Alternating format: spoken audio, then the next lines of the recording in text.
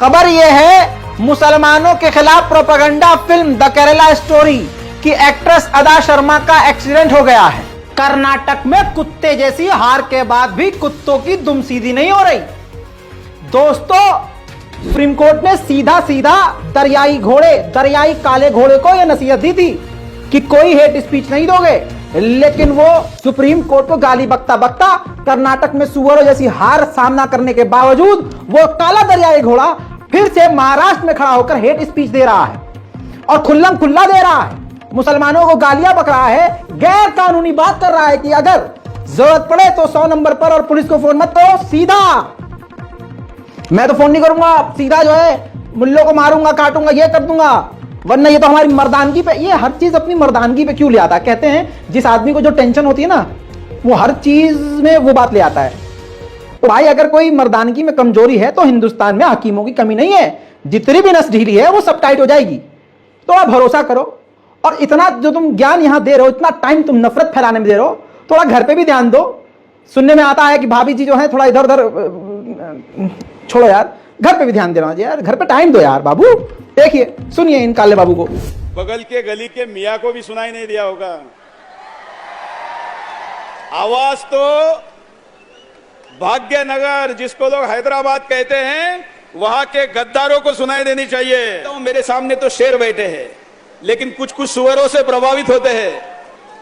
अपनी बहन के लिए अगर कोई आंख भी टेढ़ी उठाता है तो 112 नंबर पर फोन वो करेगा अपने आप को बचाने के लिए। मैं बहन को बचाने के लिए नहीं करूंगा, मैं वहीं पर उसकी आंख बंद कर दूंगा। यह हमारे पौरुष को चुनौती है, यह हमारे मर्दानगी को चुनौती है कि छत्रपति शिवाजी महाराज की मूर्ति केवल सामने मस्जिद है, इसलिए अगर नहीं लगाई दी जा सकती तो फिर हमको सामने क्या है इसका भी विचार करना पड़ेगा। बोले एक जगह पर मुसलमान नाराज हो गए, एक नेता मुझे कह रहा था, मैंने कहा क्यों नाराज हो गए? बोले वो आप लांडा बोलते हैं इसलिए नाराज हो गए। 26 FIR है, इतने तो दाऊद पे भी नहीं है।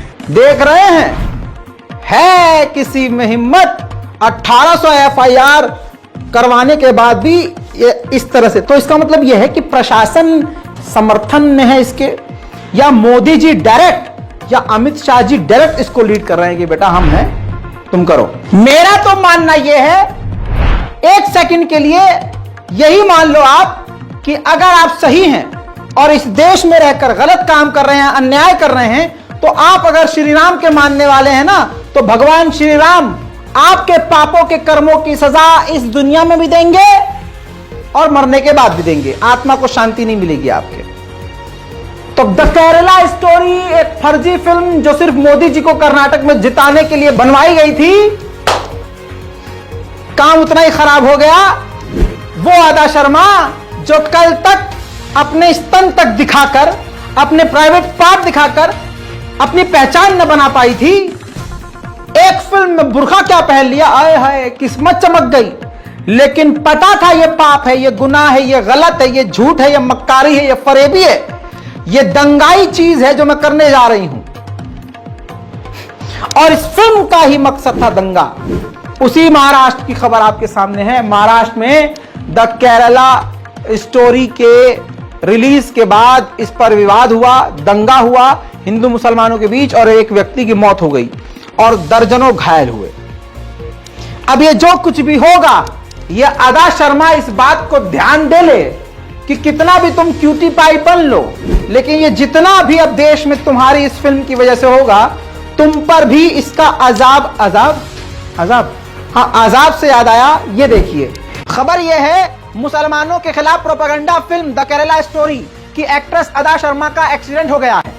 रिपोर्ट यह है कि नशे में गाड़ी चला रही थी, एक्सीडेंट हो गया है। हालात कैसे हैं, क्या है, अभी मीडिया से छुपाई जा रही है बात, लेकिन सच्चाई क्या है, फिलहाल खबर सोशल मीडिया पे यही चल रही है। सत्ता का नशा जब सर पर चढ़ जाता है तो आदमी अपने आप को पता नहीं क्या समझता है। लेकिन कर्नाटक में जूता खाया है किसी ने, बहुत जूता खाया है। लेकिन हरियाणा के सीएम इस बात को समझ नहीं पा रहे हैं। मनोहर लाल खट्टर, ऐसे कट्टर महिला उनके सामने खड़ी होकर अपना दुख बयान कर रही है, तो वो उस दुख को समझने के बजाय उसको उस सभा से भगा रहे हैं। उस महिला ने अपना दुपट्टा उतारकर खट्टर के पैरों में रख दिया, बजाय दर्द को समझने के एक महिला के। खट्टर सत्ता के नशे में इतना चूर। अरे खट्टर की गलती नहीं है, हरियाणा के लोगों की गलती है, उन पर थू है कि आपका सीएम ऐसा है, आपने ही जिताया है। पूरी वीडियो देखने के बाद आपका दिल ना दुखे तो नाम रजाग्राफी नहीं। कि हरियाणा सरकार ने महिलाओं को 50% आरक्षण दिया था, क्यों? तो इसलिए मैंने कोई गुनाह तो नहीं किया, मुझे सरपंच बनते ही नहीं मेरे पति पे जानलेवा हमला हुआ सर। तो सर आप अगर नहीं सुनोगे ना तो एक औरत की इज्जत, एक हिंदुस्तानी औरत की इज्जत, ये गाड़ी हिंदुस्तानी औरत का दुपट्टा।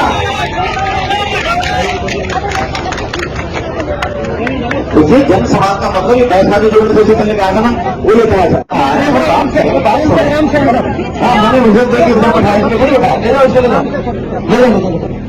देखिए अब वक्त है अंधभक्तों के बंद को चीरने का।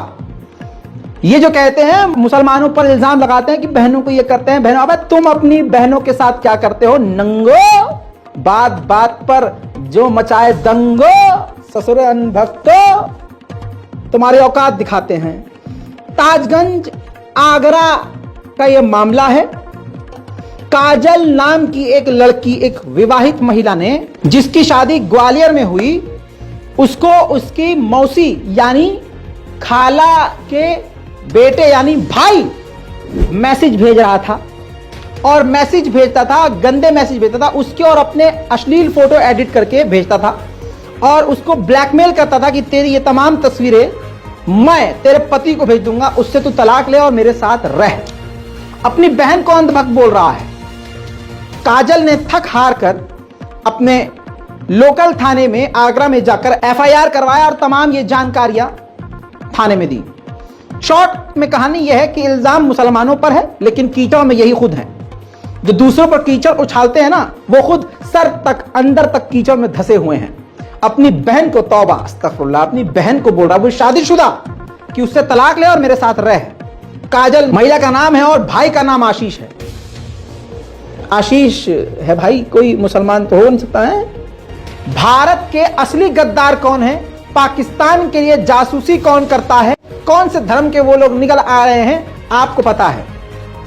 ये देखिए डीआरडीओ का ये साइंटिस्ट, ये वैज्ञानिक याद है ना आपको, जिसने भारत की मिसाइलों की डिटेल आईएसआई को दिया है। पुणे में डीआरडीओ साइंटिस्ट कुरुकुल के बाद अब इंडियन एयरफोर्स का ऑफिसर निखिल शिंदे डिफेंस के सीक्रेट्स पाकिस्तान को देता हुआ पाया गया है। बताइए, इंडियन एयरफोर्स में काम करने वाला निखिल शिंदे अफसर पाकिस्तान को भारत की डिफेंस की जानकारियां दे रहा था, गिरफ्तार हो गया है।